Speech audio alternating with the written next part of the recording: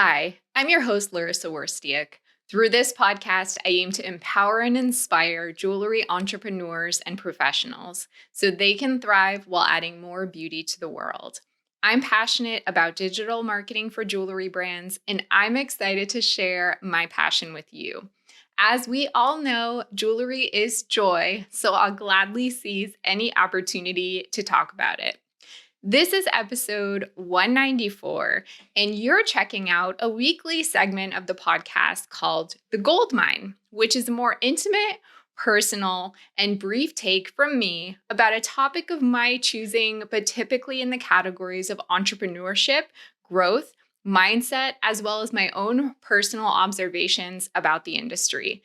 If you're new to this podcast, welcome. You can get interviews and business development and marketing tips on Sundays and the Gold Mine with me on Wednesdays. And if you're a return listener or viewer, thanks for following along. This week's topic is all about maintaining focus in marketing.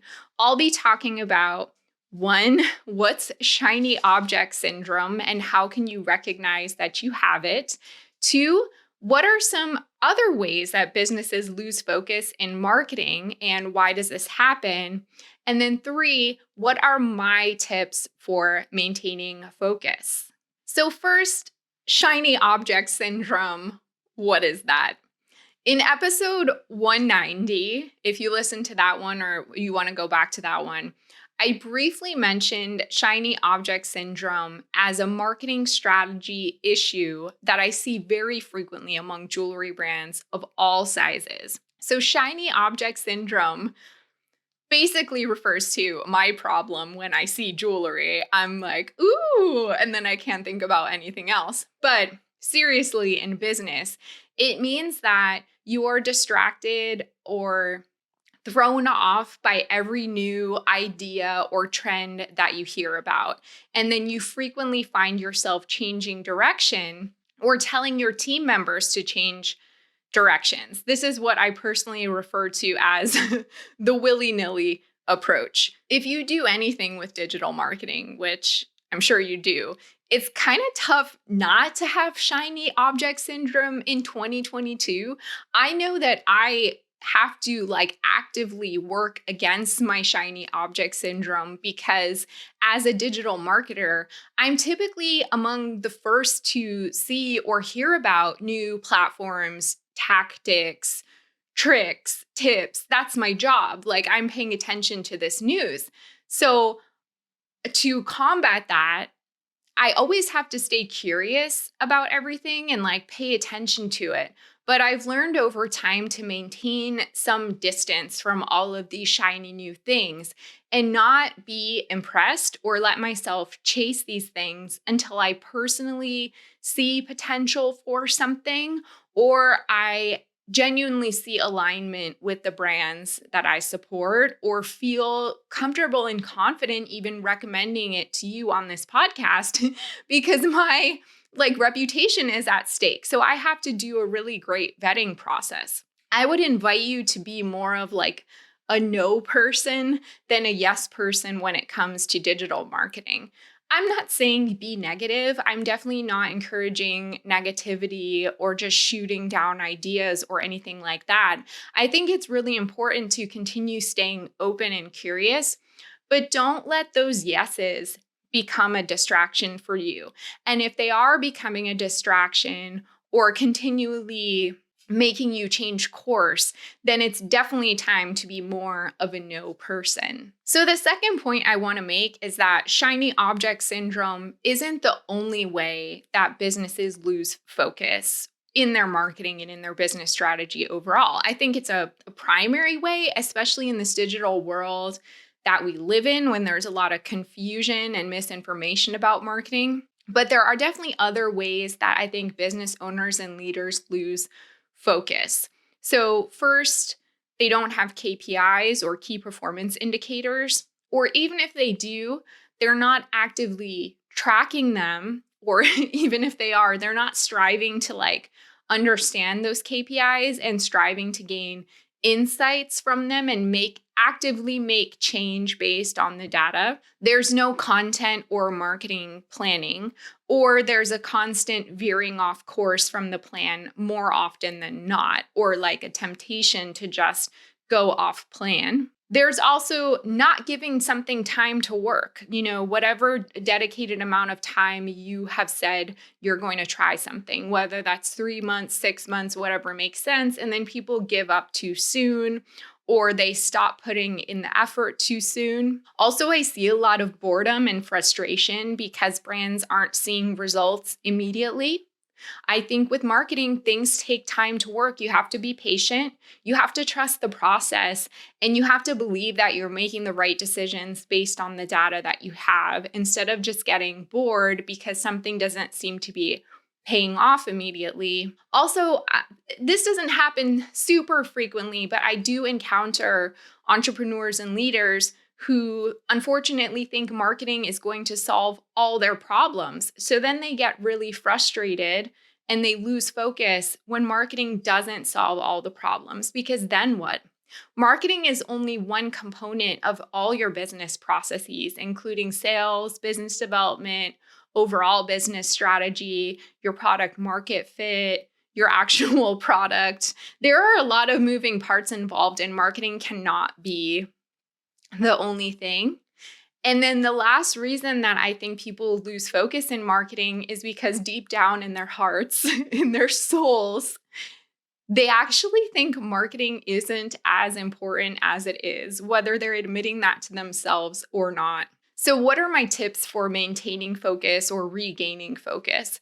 Well, first, to my last point about not believing that marketing is important, I want to share one really powerful thing that I think about almost every day. At one point, I had it written on a Post-it note on my computer because it even reminds me as a digital marketer why my passion, what I do, is actually really important in a way that's sometimes undervalued in organizations. So my mentor once told me, quote, "Marketing is keeping the lights on."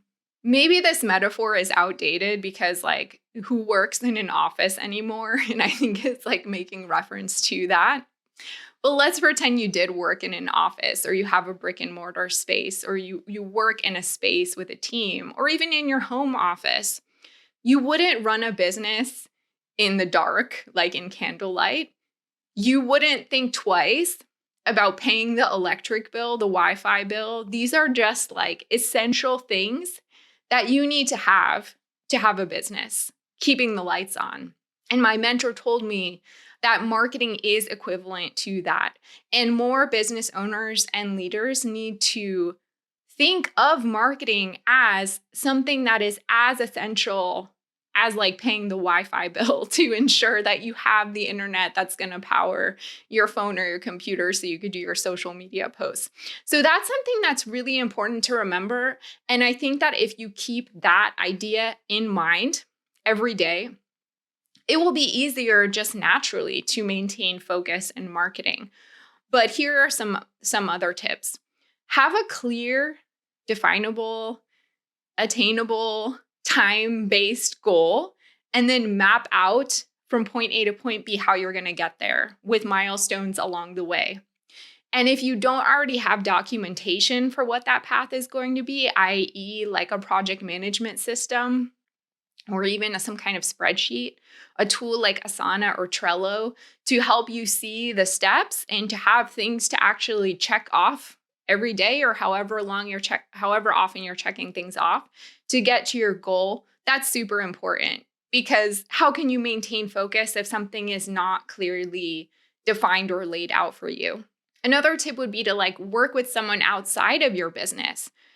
When you're caught in the day-to-day, being in it, you can actually be too close to your business, and you won't even notice when you're getting distracted or losing focus, or why you're losing focus, or how you're losing focus, because you are so in it that you don't even see the forest for the trees. My favorite, what is it called? My favorite saying. So working with someone who can see the forest for the trees or whatever. who has a step back, who has a more objective view and isn't caught up in the rush of the business. The other tip is really to make it fun, make marketing fun, make business development fun. It becomes a grind. It is so competitive out there. It's hard to stay up to date on marketing and to do all the things that you need to be doing to make sure you're in alignment with strategy. So, how can you really build fun internally and also externally in your brand so that you do look forward to maintaining focus and you see the value in it and it also is enjoyable for you? And then lastly, lean into agendas. I love agendas for meetings, for my own day, for my own week, for my team members daily. I think not enough people utilize agendas. That's like a clear outline and plan of what you want to get out of a meeting, or even your own morning or your own afternoon. Have them on a macro level and a micro level. Again, that can connect back to your project management system, because meetings can easily get off track. And having that North Star document to refer back to, even as simple as a Google Doc with 3 bullet points in it, is more productive and encourages more focus than not knowing what you're going to talk about in a meeting or what you're going to sit down to do today. So I think that is ultra important. Can you relate to anything I mentioned in this episode? Do you find yourself losing focus? Are you not sure how to stay on track? I'd love to know your thoughts. Please leave a comment on YouTube or let me know in a podcast review. You can also always email me, Larissa. That's LARYSSA @joya.com. And thank you for listening or watching.